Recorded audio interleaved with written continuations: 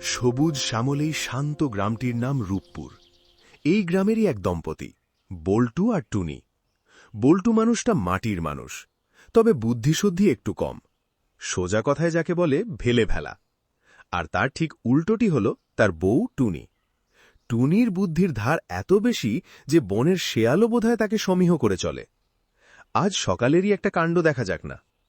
আরে বল্টু ভাই যে, বলি ভাগ্য তো তোমার দুয়ারে এসে কড়া নাড়ছে। কড়া নাড়ছে মানে হরিদা, আমাদের দরজায় তো কড়া নেই, একটা স্রেফ ছিটকিনি আছে। আর ভাগ্যি মানুষটা কি আমাদের পাড়ার ফাগুরামের ভাগ্নে নাকি? ওগো, হরিদা কি বলছে আগে শোনোই না। হ্যাঁ হরিদা, কি ভাগ্যি নিয়ে এলে শুনি। বল্টু ভাই, জমিদার বাবু তার দিঘির ঘাটের ওই মরা বটগাছটা কেটে নিয়ে যেতে বলেছেন। মাত্র 500 টাকা দিলেই গাছটা তোমার। কাঠ বেচে অন্তত 5,000 টাকা কামাবে। ভাবো একবার। ওরে বাবা, 500 টাকায় 5,000! হরিদা, তুমি তো দেবতা গো। দাঁড়াও, আমি ঘর থেকে টাকাটা নিয়ে আসি। আহা, থামো দেখি, অত উথাল পাথাল হতে হবে না। হরিদা, জমিদার বাবুর মরা বটগাছ, ওই যেটা গত সপ্তাহের কালবৈশাখী ঝড়ে একদম মরমর করে ভেঙে পাশের খালের সরকারি জমিতে গিয়ে পড়েছে, আর যেটার জন্য আমিন সাহেব নোটিশ পাঠিয়েছে যে গাছ না সরালে জরিমানা হবে। মানে ওই একটুখানি ডালপালা তো খালের দিকে গেছেই, তবে কাঠ তো খাঁটি। তা হরিদা, সরকারি খালের গাছ কাটতে গিয়ে আমার সোজা সরল বটটা যখন পুলিশের ডান্ডা খাবে, তখন সেই 5,000 টাকা কি তুমি কোটে দিয়ে আসবে, নাকি পুলিশকে ঘুষ দিতে ওই 500 টাকা কাজে লাগবে? ওরে বাবারে, পুলিশ, জেলখানা! না না হরিদা, আমি গাছে হাত দেব না বাবা। বুঝলে হরিদা, চাল ভাঙা চালানি আর টুনিকে ভোলানো এত সহজ নয়।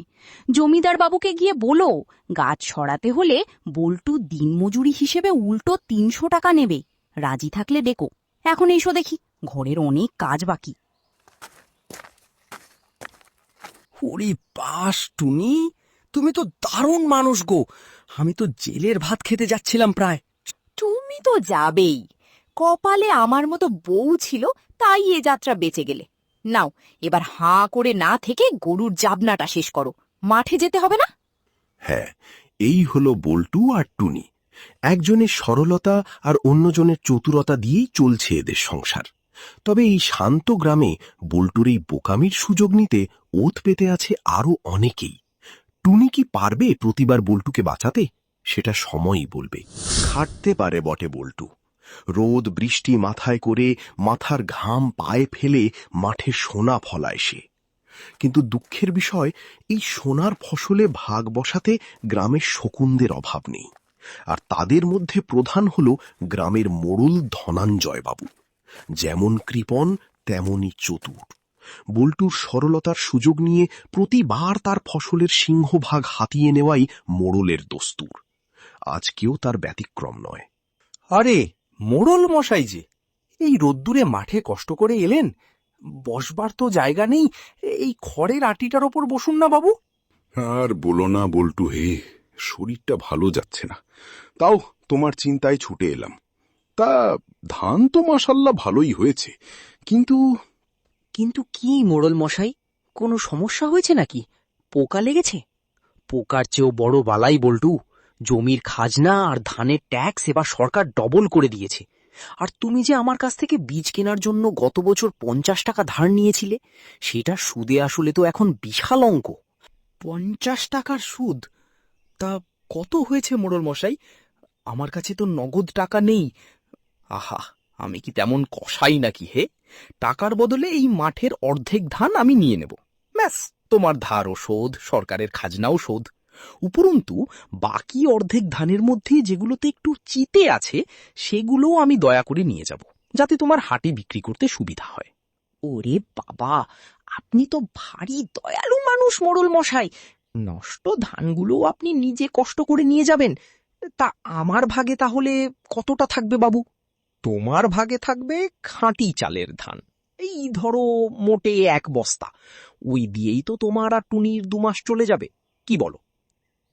হালবাদ যাবে। আপনি কত বড় মনের মানুষ বাবু। আমি এক্ষুনি সব ধান আপনার গোলায় পৌঁছে দেওয়ার ব্যবস্থা করছি। ওগো, ধানের আটিটায় হাতও দেবে না বলছি। আরে টুনি মাঝে, তা আমি বল্টু ভাইয়ের ভালোই বোঝাচ্ছিলাম। তা তো দেখতেই পাচ্ছি মোড়ল মশাই, আমার বরের ভালো করতে করতে তো আপনি নিজের গোলাই ভরে ফেলছেন। বলি, গত বছর 50 টাকার বীজ কিনে বল্টু কি আপনার জমিতে 3 দিন বিনি পয়সায় কিষান খাটেনি?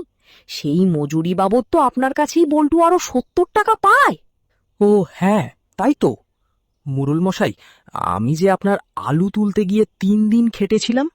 আরে ওটা তো ছিল খাতির যত্ন, গ্রামের মোড়লের কাজ করে দেয়া তো ধর্মের অঙ্গ। ও আচ্ছা, তা ধর্মের খাতিরেই তবে সরকারের নতুন খাজনার রসিদটা একটু দেখান দেখি মোড়ল মশাই। আমাদের পাশের পাড়ার পঞ্চায়েত প্রধান তো কালই বললেন এবার নাকি খরা হওয়ার কারণে সরকার সব খাজনা মকুব করে দিয়েছে। মানে রশিদ তো, ওটা তো অফিসে আছে। তাহলে শুনুন মোড়ল মশাই, বল্টু ধার শোধ করার জন্য আপনাকে বড় জোর 1 আটি ধান দিতে পারে। আর যদি বেশি জোর খাটান, তবে কাল সকালেই আমি পাড়ার সবাইকে জড়ো করে পঞ্চায়েত অফিসে যাব, জিজ্ঞেস করব সরকার খাজনা মাফ করার পরেও মোড়ল মশাই কেন গরিবের ধান কেড়ে নিচ্ছে। আরে না না টুনিমা, রাগ করো কেন? পঞ্চায়েত পর্যন্ত যাওয়ার কি দরকার? বল্টু তো আমার ছোট ভাইয়ের মতো। ঠিক আছে, ওর ধার আমি এমনি মকুব করে দিলাম, ধান সব তোমরাই বাড়ি নিয়ে যাও। ওরে বাবা টুনি, মোড়ল মশাই তো আমাদের ধার মাফ করে দিল, কিন্তু সরকার যে খাজনা মাফ করেছে এটা তুমি জানলে কি করে? তুমি কি কাল পঞ্চায়েত প্রধানের কাছে গিয়েছিলে? দূর বোকা, আমি কোথাও যাইনি।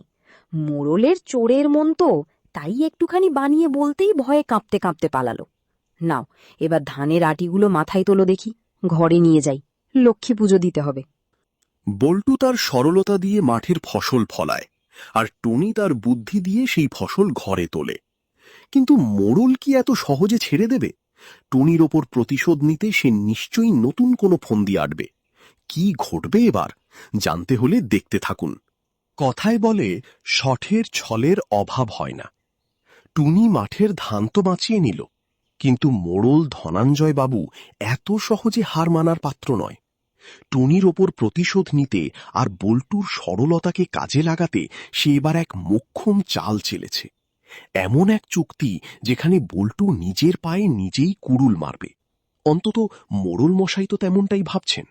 প্রণাম মোড়ল মশাই, ডেকেছেন কেন বাবু? এসো বল্টু ভাই, এসো, বসো। আরে গতদিনের কথা মনে করে কিছু মনে করো না হে। টুনি মেয়েটা একটু চড়া স্বভাবের, তবে বুদ্ধি ভালো। আমি সারা রাত ভেবে দেখলাম তোমাদের সাথে একটা পাকাপোক্ত আর লাভজনক চুক্তি করা দরকার, যাতে কোনো ঝগড়াঝাটিই না থাকে। কি চুক্তি মোড়ল মশাই? এই দেখো, আমার একটা পৈতৃক জমি খালি পড়ে আছে। কপাল ভালো যে ওটা আমি তোমাকেই চাষ করতে দিচ্ছি। তবে এবার আর কোনো ভাগের মারপ্যাচ নেই, একদম সোজা হিসেব। এইবার জমিতে যা চাষ হবে তার মাটির ওপরের অংশ আমার, আর মাটির নিচের অংশ তোর। ওরে বাবা, মাটির নিচের পুরো অংশটাই আমার? তার মানে মাটির নিচে তো অন্ধকার, কষ্ট বেশি, তাই আপনি দয়া করে ওটা আমাকে দিয়ে দিলেন, আর ওপরের আলো বাতাসের অংশটা আপনি নিলেন? হ্যাঁ ভাই, তোমার কষ্টের কথা ভেবেই তো এই সিদ্ধান্ত। আমি তো বড় অংশটা, মানে ওপরের অংশটাই নিচ্ছি। বলো রাজি? এই কাগজে একটা টিপসই দিয়ে দাও দেখি। রাজি মানে 100 বার রাজি। আপনি সত্যি বড় দয়ালু মোড়ল মশাই। টনি, ও টনি, দেখে যাও তোমার বর আজ কি করে এসেছে। লটারি লেগে গেছে আমাদের, লটারি। কি কাণ্ড করে এলে আবার? এত নাচছ কেন? জমিদারের হাতি কিনে আনলে নাকি? হাতির চেয়েও বড় জিনিস। মোড়ল মশাই আমাদের তার একটা জমিতে চাষ করতে দিয়েছে, আর চুক্তি হয়েছে মাটির ওপরের সব ফসল মোড়লের আর মাটির নিচের সব ফসল আমাদের। ভাবো একবার, মোড়ল মশাই কত বোকা, মাটির নিচের এত বড় জায়গাটা আমাকে অমনি অমনি ছেড়ে দিল। কি বললে? মাটির ওপরেরটা মোড়লের আর নিচেরটা তোমার? তুমি এতে রাজি হয়ে টিপসই দিয়ে এলে? কেন, ভালো করিনি? হে খোদা, এই খ্যাপাকে নিয়ে আমি কোথায় যাই? কি হলো টুনি, তুমি খুশি হলে না? খুশি? আমি তো দারুণ খুশি গো। মোড়ল মশাই ভাবছে সে খুব বড় চতুর, তাই না? আচ্ছা, জমিটা যখন আমাদের আর চুক্তি যখন হয়েই গেছে, তবে এবার ওই জমিতে কি চাষ হবে সেটা আমি ঠিক করব। তুমি ঠিক করবে? কি চাষ করবে বউ? ধান নাকি গম? ধানও না, গমও না। এবার ওই জমিতে আমরা চাষ করব আলু, ওল আর মিষ্টি আলু। আলু আর ওল? কিন্তু ওগুলো চাষ করলে কি হবে টুনি? কি হবে সেটা ফসল পাকার পর মোড়ল মশাই নিজেই টের পাবে। তুমি শুধু এখন গিয়ে জমিটা চষতে শুরু করো দিকিন। দিন যায়, মাস যায়, অবশেষে এলো সেই মাহেন্দ্রক্ষণ, ফসল কাটার দিন। মোড়ল ধনঞ্জয়বাবু তো মনে মনে লাড্ডু ফুটছে। সে ভেবে রেখেছে বল্টুর ক্ষেতের সব সোনালি ধান বা গম কেটে তার নিজের গোলা ভরবে, আর বল্টুকে দেবে শুধু মাটির নিচের শেকড় বাকড়। কিন্তু মোড়ল মশাই তো আর জানতেন না টুনির বুদ্ধির কাছে বনের বাঘও জল খায়। আজ মোড়লের কপালে যে কি নাচছে সেটা সে নিজেই জানে না। কই রে বল্টু, ফসল কাটার লোক লস্কর নিয়ে চলে এসেছি। চুক্তি মনে আছে তো? ওপরের সবটা আমার আর নিচের অন্ধকারটা তোর। হা হা হা।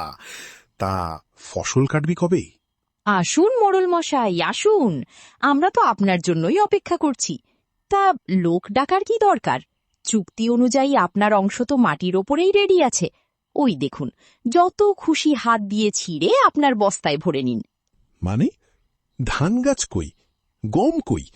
এগুলো কিসের পাতা আর লতা ছড়ানো চারদিকে?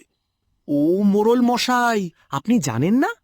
এবার টুনি বলেছে আমাদের জমিতে ধান গম হবে না, এবার আমরা আলু আর ওল চাষ করেছি। কি? আলু আর ওল? তার মানে মরল মশাই, তার মানে হলো আপনার ভাগের মাটির ওপরের অংশ বলতে ওই আলুর শুকিয়ে যাওয়া পাতা আর লতাগুলো। ওগুলো দিয়ে তরকারিও ভালো হবে না, বড়জোর গরুকে খাওয়াতে পারেন। আর চুক্তি মতো মাটির নিচের সব আলু আর ওল কিন্তু আমাদের। এ হতে পারে না, এটা জালিয়াতি, এটা চিটিং। আমি গ্রামের মোড়ল, আমাকে ঠকানো? ভজহরি, কাট সব গাছ। খবরদার মোড়ল মশাই, লাঠিয়াল দেখাবেন না। কাগজে পরিষ্কার লেখা আছে মাটির ওপরের অংশ মোড়লের, নিচের অংশ বল্টুর। গ্রামের 10 জন মাতব্বর আর পঞ্চায়েত প্রধানের সামনেই চুক্তি হয়েছিল। এখন যদি আপনি জোর খাটান তবে চুক্তি ভাঙার অপরাধে আপনাকে কিন্তু কাঠগড়ায় দাঁড়াতে হবে। তাছাড়া আপনি তো নিজেই বলেছিলেন মাটির ওপরের বড় অংশটা আপনি দয়া করে নিচ্ছেন। তা এখন নিজের মুখের কথা থেকে পিছলে যাচ্ছেন কেন বাবু? হ্যাঁ মোড়ল মশাই, আপনি তো সেদিন বলেছিলেন আপনি খুব দয়ালু। তা নিজের ভাগের পাতাগুলো বস্তায় ভরছেন না কেন? নষ্ট হয়ে যাবে তো। তুই একটা আস্ত বলদ বল্টু, আর তোরই ডাইনি বউটা। রাগ করবেন না মোড়ল মশাই, সুগার বেড়ে যাবে। ভাজহরি ভাই, মোড়ল মশাইয়ের বস্তা দুটো খালি রেখো না, ওই ওপরের পাতাগুলো সব ভরে নাও, বাবুর মাথায় একটু ছায়া হবে। ওরে পাশ, টুনি দেখো কত আলু, কত ওল। এগুলো বেচলেই তো আমাদের সারা বছরের চাল ডাল হয়ে যাবে। মোড়ল মশাই তো শুধু পাতা নিয়ে গেল গো। চোরের মনে খুঁতখুঁতি থাকলে এমনই হয় গো। লোভ করতে এসেছিল, এখন শুধু লতা পাতা চিবিয়েই দিন কাটাতে হবে। নাও, এবার মোড়লের এই ছাতাটা মাথায় ধরো, রোদ উঠেছে, আর ঝটপট আলুগুলো বস্তায় তোলো। দেখলেন তো, একেই বলে যেমন বুনো ওল তেমন বাঘা তেঁতুল। মোড়ল ভেবেছিল বল্টুকে ফাঁদে ফেলবে, কিন্তু টুনির এক চালে মোড়ল নিজেই নিজের ফাঁদে কুপোকাত। কুত্তার লেজ কখনো সোজা হয় না। মোড়ল মশাই আলুর ক্ষেতের লতা পাতা পেয়ে রাগে অন্ধ হয়ে গেলেও তার চুরির স্বভাব আর প্রতিশোধের নেশা একটুও কমেনি। সে বুঝতে পেরেছে ওপর নিচের এই বুদ্ধির খেলায় টুনির সাথে সে পেরে উঠবে না। তাই সে এবার নিজের চালটাই একদম বদলে ফেলল। এবার সে ফসলের ভাগে না গিয়ে খোদ জমির ওপরেই কোপ মারার ফন্দি আঁটল। বলি, রাগারাগি করে কি আর প্রতিবেশীর চলে? গতবার যা হওয়ার হয়েছে ওসব ভুলে যাও। না না মোড়ল মশাই, আমি তো কিছু মনে রাখিনি। তা এবার কি বলবেন বাবু? এবার আমি কোনো ওপর নিচ ভাগাভাগির ক্যাঁচালে যাব না ভাই, ওসব বড় ঝামেলার জিনিস। সোজা হিসাব, উত্তর মাঠের জমিটাকে আমি আড়াআড়ি 2 ভাগ করব। 1 ভাগের ফসল আমি নিব, অন্য ভাগে তুই। তবে কথা হলো, পূর্ব পাশের উর্বর জমিটা আমি নিচ্ছি, আর পশ্চিম পাশের পাথুরে জমিটা তোর। কি বলো, একদম জলের মতো পরিষ্কার তো? আগে মোড়ল মশাই, তা তো বটেই। পূর্ব আর পশ্চিম দিক তো একদম পরিষ্কার। উর্বর জমিতে খাটুনি বেশি, আর পাথুরে জমিতে পাথর ছড়ানো, খাটতে হবে না। আপনি আমার কষ্টের কথা ভেবেই তো পশ্চিম দিকটা দিলেন। ভাই, হ্যাঁ, তোর কষ্টের কথাই তো ভাবি আমি। নাও, চটপট এই কাগজে একটা টিপসই দিয়ে দাও তো ভাই। দিন দিন টিপসই দিয়ে দি। আপনি কত ভালো মানুষ বাবু।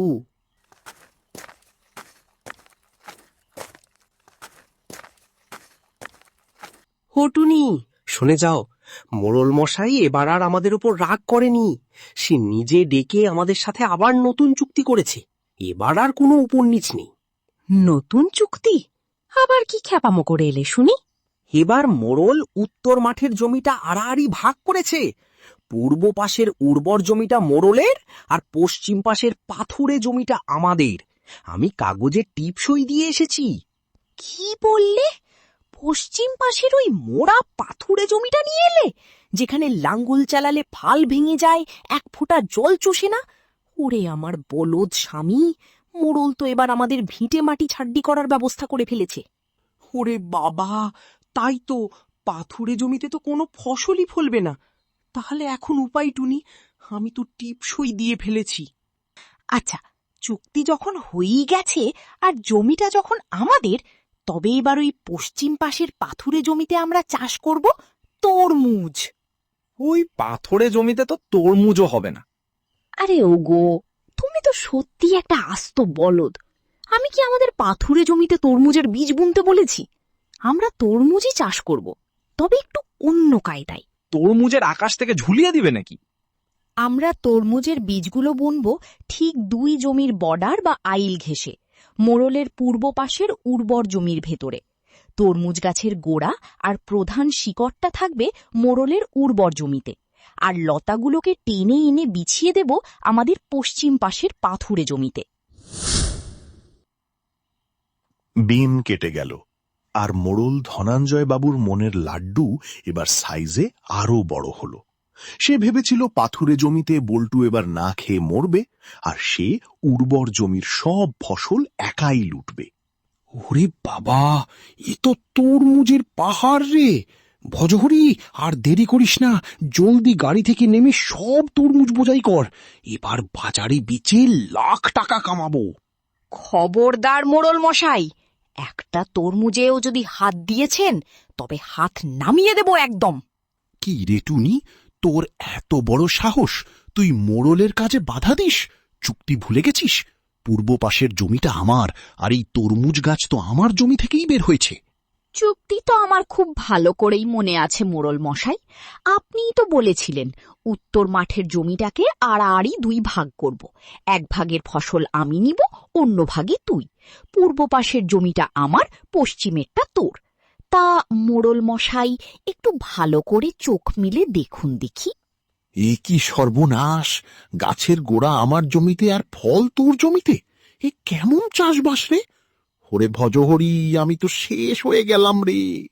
আপনার পূর্ব পাশের উর্বর জমিতে কেবল তরমুজ গাছের গোড়া আর শেকড়টুকু পড়ে আছে, আর আমাদের পশ্চিম পাশের পাথুরে জমিতে ফলে আছে আসল ফসল, এই বড় বড় তরমুজগুলো।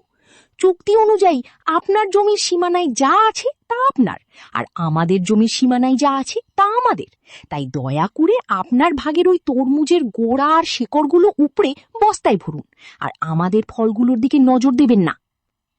ও মোড়ল মশাই, কান্নাকাটি করছেন কেন? তরমুজের গোড়া চিবিয়ে খেয়ে দেখুন না, খুব পুষ্টি। আপনি তো এত যত্ন করে পানি দিয়েছিলেন। তুই মুখ বন্ধ কর বলদ। টুনি, তুই ইচ্ছা করে এই কাজ করেছিস। আমি তোকে ছাড়বো না, আমি পঞ্চায়েতে যাব। যান না, পঞ্চায়েত প্রধানকে ডেকে এনে দেখান। জমি আপনার আড়াআড়ি ভাগ করা, চুক্তি আপনার নিজের হাতের টিপসই নেওয়া। পঞ্চায়েত এসেও বলবে, মোড়ল মশাই, আপনার জমিতে শুধু শেকড়, ওটাই উপড়ে বাড়ি নিয়ে যান।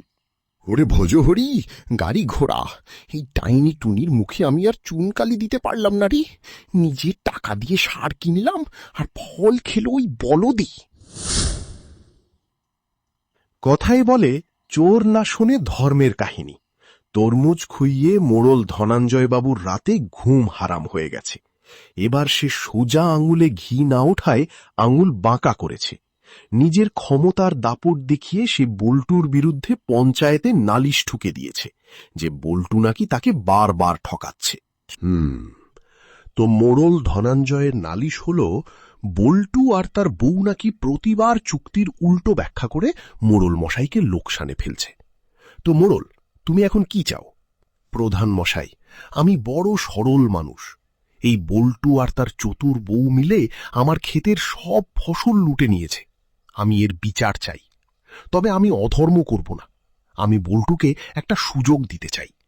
আমি তাকে একটা খাঁটি ধাঁধা ধরব। বল্টু যদি নিজের বুদ্ধিতে তার উত্তর দিতে পারে তবে জমি তারই থাকবে, আর না পারলে ক্ষতিপূরণ হিসেবে তার সব জমি আমার নামে লিখে দিতে হবে। ও টুনি, আমি তো শেষ। আমি তো কোনো ধাঁধার উত্তর জানি না। মোড়ল তো আমার সব জমি কেড়ে নেবে গো। প্রধান মশাই, মোড়লের এই শর্তে আমাদের কোনো আপত্তি নেই। তবে ধাঁধাটা সবার সামনে বলতে হবে, আর উত্তর দেওয়ার জন্য আমার বরকে মাত্র 1 মিনিট সময় দিতে হবে। ঠিক আছে মোড়ল, তোমার সেই কঠিন ধাঁধাটা সবার সামনে পেশ করো দেখি। তবে শোনো বল্টু ভাই, ভালো করে মগজ খাটাক তোমার ওই বলদ মাথা। ধাঁধাটা হলো, বল দেখি ভাই বল্টুরাম, এমন কোন জিনিস আছে যার কোনো আকার নেই, যাকে কোনো পাত্রে বন্দি করা যায় না, কিন্তু সে যদি খেপে যায় তবে বড় বড় গাছপালা ঘরবাড়ি সব এক নিমেষে ধ্বংস করে দিতে পারে, অথচ সে শান্ত থাকলে মানুষ বুক ভরিয়ে তাকে গ্রহণ করে বাঁচে? ও টুনি, ওটা কি আমাদের পাড়ার পাগল জগাই? ও খেপলে তো সবার ঘরবাড়ি ভাঙচুর করে, কিন্তু মানুষ ওকে বুক ভরে গ্রহণ করবে কেন? ও মোড়ল মশাই, আপনার এই সহজ ধাঁধার উত্তর আমার এই বলদ মাথাতেই চলে এসেছে গো। কি উত্তর এসে গেছে? বল দেখি কি ওটা। ওটার উত্তর হলো বাতাস বা বায়ু। বাতাসের কোনো আকার নেই, তাকে বন্দি করা যায় না, কিন্তু সে যখন ঝড় বা কালবৈশাখী হয়ে খেপে যায় তখন বড় বড় গাছপালা আর ঘরবাড়ি ভেঙে চুরমার করে দেয়।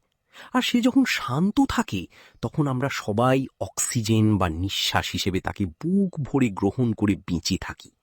কি মোড়ল মশাই, ঠিক বলেছি তো? সাবাস বল্টু, একদম সঠিক উত্তর। মোড়ল, তোমার ধাঁধার উত্তর বল্টু দিয়ে দিয়েছে।